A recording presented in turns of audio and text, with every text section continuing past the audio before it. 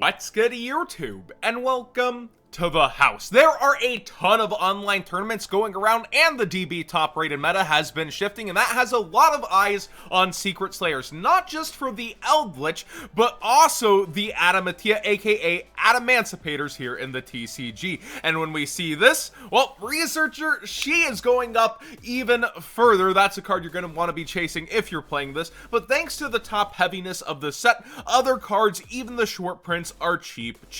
I'm glad that the market pans out this way sometimes, but you're still looking at a pretty penny if you're playing either deck. And when it comes to things like this, when two decks out of a brand new set start to go up, well, there's past cards that are also going to be trending upward along if you're wanting to play the deck. And by the way, this bump in price isn't just on TCG Player. We see over on eBay, it's quickly reaching $60 as well. Now, something I did find funny is that Kokimeru Guardian is the second most selling card out of the Secret Slayers set.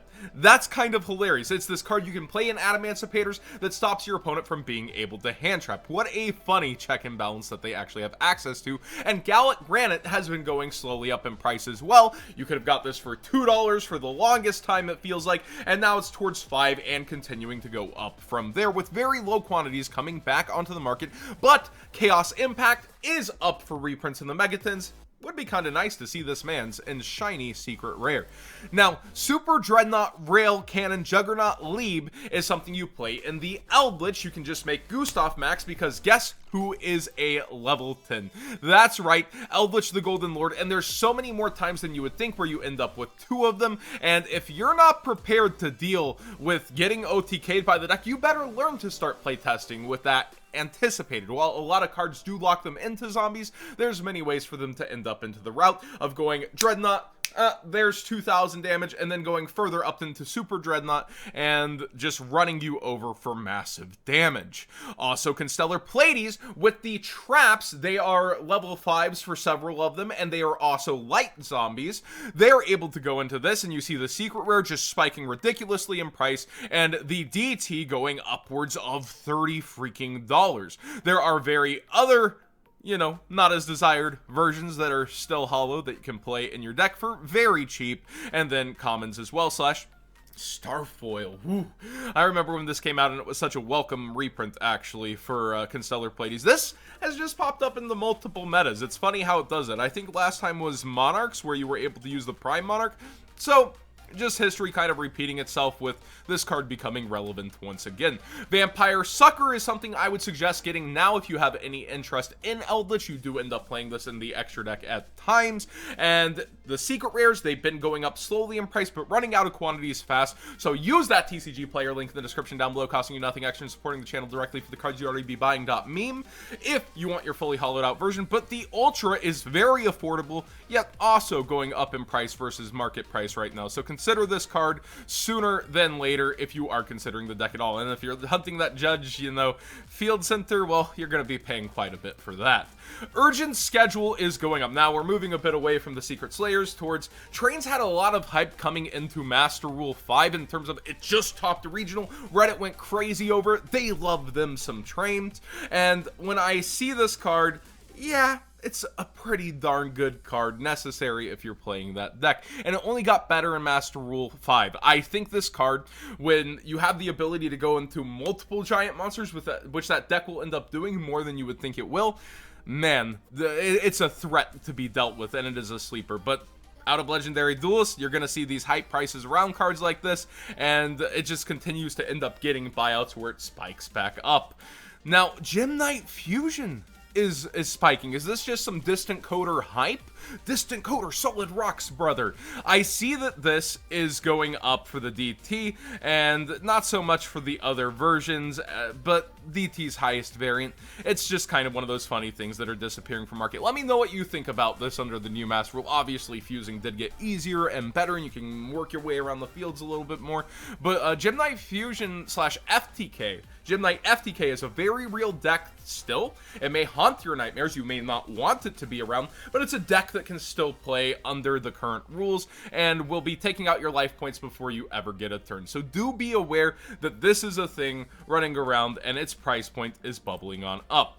Evenly Matched is something that never got a reprint, but with the Crush card running around IRL, we're seeing prices drop. So it's not just all news of price hike, price hike, price hike. You see some things that could be up for reprint, say around the corner in Battles of Legend, slowly going down in price. I would be careful making your decisions on what to pick up, though. Remember, if it could be in Battles of Legend, if it could be in Dude 2, and if it's in a set listed in the Megatons, I would personally avoid it. You see stuff like Borreload Savage Dragon defying gravity right now, but other things are coming down to earth that have more printings. People want to make their sales during these times, and you're seeing a couple of better prices start to slowly appear on markets. So Yu-Gi-Oh! Is not completely defying gravity, but it sure is compared to Magic and Pokemon. Although Magic has its own sets of problems, I understand that with new product kind of making other old product absolutely obsolete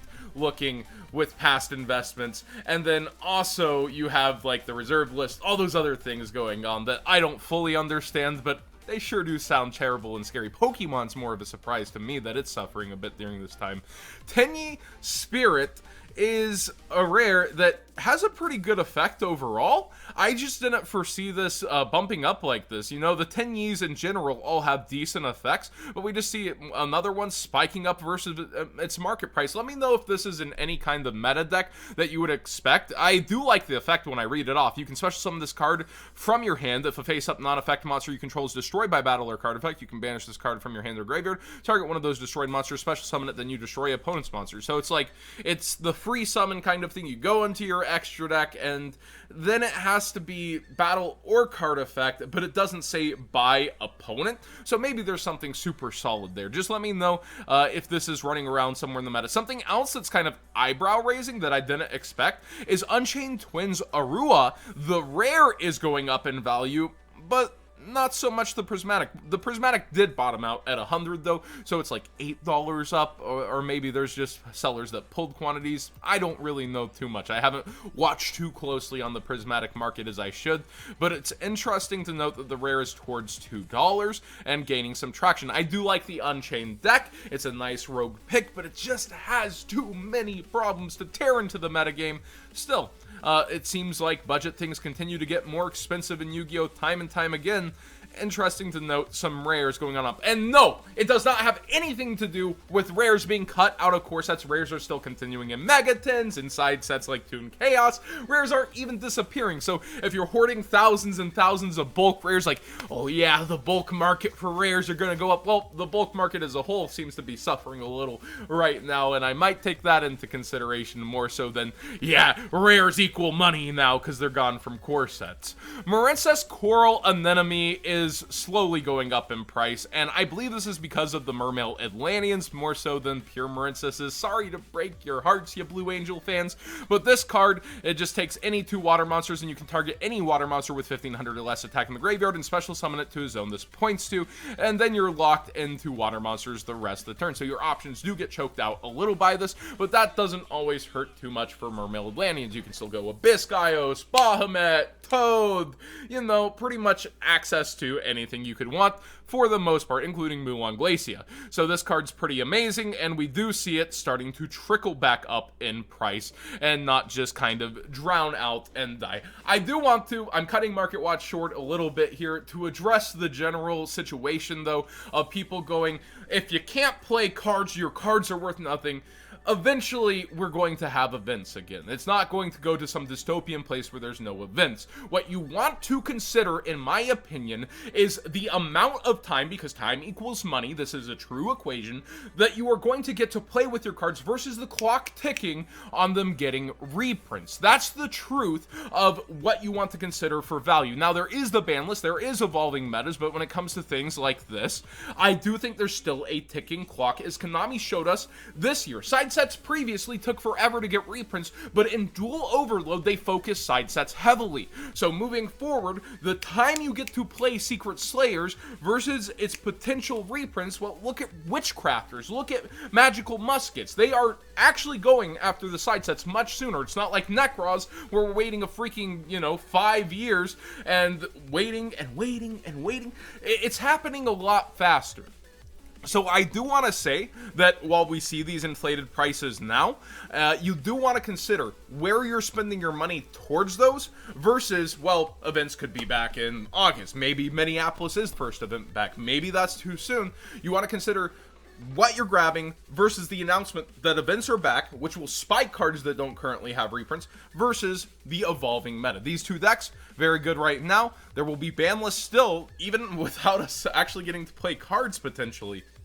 That's pretty wild as well, but do consider how you spend your money on the market versus that clock. The Megatons and Battles of Legend reprints are probably the most important to note, and the potential of a Dude 2 happening, that's a big thing to consider. And those are wild cards. That's like Spell Canceller, Wave Motion. Those were cards we couldn't really predict or see coming into a set like that. So do try to hedge your bets on what your sales are versus the cards you're picking up and where they could end up reprinted for the money you're spending on them. Thanks for watching today's Market Watch. Please subscribe if you haven't already. Give this video a thumbs up if you enjoyed the conversations and a more kind of outward look addressing that. And let me know what you think about everything going on. The Secret Slayers, I feel like there's been so many buyouts / price hikes around this set and including within the set that this is one of the biggest impacts we've seen even without events going on.